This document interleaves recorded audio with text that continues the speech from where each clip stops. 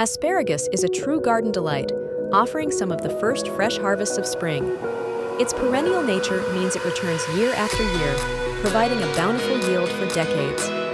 While it requires patience in its initial establishment, the long-term rewards are incredibly satisfying. Growing asparagus in raised beds is an excellent approach for many home gardeners. Raised beds offer numerous advantages, from improved drainage to better soil control.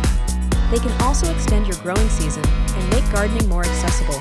Selecting the right raised bed is crucial for successful asparagus cultivation. Asparagus plants have extensive root systems, so your bed needs to be deep. Aim for a minimum depth of 12 to 18 inches to accommodate their growth. The length and width of your bed depend on how much asparagus you wish to grow. A bed that is 4 feet wide allows easy access from both sides. Consider durable materials like untreated wood, stone, or galvanized steel for longevity. Ensure your raised bed has excellent drainage. If it has a solid bottom, drill ample drainage holes. Proper drainage prevents waterlogging, which can be detrimental to asparagus roots. Asparagus thrives in full sun, meaning at least 6 to 8 hours of direct sunlight daily. Choose a permanent spot in your garden that receives ample light throughout the day. Remember, asparagus beds are a long-term commitment. Once established, asparagus plants can produce for 15 to 30 years or even longer. Therefore, select a location where they won't be disturbed by future garden plants. Avoid areas prone to standing water or strong winds. The success of your asparagus bed largely depends on the quality of your soil. Asparagus prefers well-draining, loose, and fertile soil. A slightly acidic to neutral pH between 6.5 and 7.0 is ideal. Fill your raised bed with a high-quality soil mix. A good blend includes compost, well-rotted manure, and a balanced garden soil. This combination provides essential nutrients and improves soil structure. Incorporate plenty of organic matter to enhance drainage and fertility. Peat moss or cocoa coir can also be added to improve moisture retention while maintaining good aeration. Avoid heavy clay soils, which can compact and hinder root development. Asparagus is typically grown from one-year-old crowns, not seeds. Crowns are dormant root systems that establish much faster than seeds. Purchase healthy, plump crowns from a reputable nursery or garden center. Look for crowns that are firm and free from mold or damage. There are male and female asparagus plants. Male plants generally produce more spears because they don't expend energy on seed production. Consider all male varieties like Jersey Knight, Jersey Giant, or Millennium for higher yields. These varieties are also often more disease-resistant. Plan to plant your crowns as soon as possible after purchase. The best time to plant asparagus crowns is in early spring, as soon as the soil can be worked. Dig a trench down the center of your raised bed. The trench should be about 6 to 8 inches deep and 12 inches wide. Create a small mound of soil at the bottom of the trench every 12 to 18 inches. Carefully spread the roots of each asparagus crown over these mounds. Ensure the crown's central bud points upwards. Gently backfill the trench with about 2 to 3 inches of your prepared soil mix. Water thoroughly to settle the soil around the roots. As the spears begin to grow, gradually add more soil until the trench is completely filled. After planting, consistent moisture is key for establishment. Water your newly planted crowns regularly, especially during dry periods. The soil should remain consistently moist, but never waterlogged. Apply a layer of organic mulch, such as straw or shredded leaves, over the soil surface. This helps retain moisture, suppress weeds, and regulate soil temperature. Keep the mulch a few inches away from the emerging spears. Weed control is vital, especially in the first year.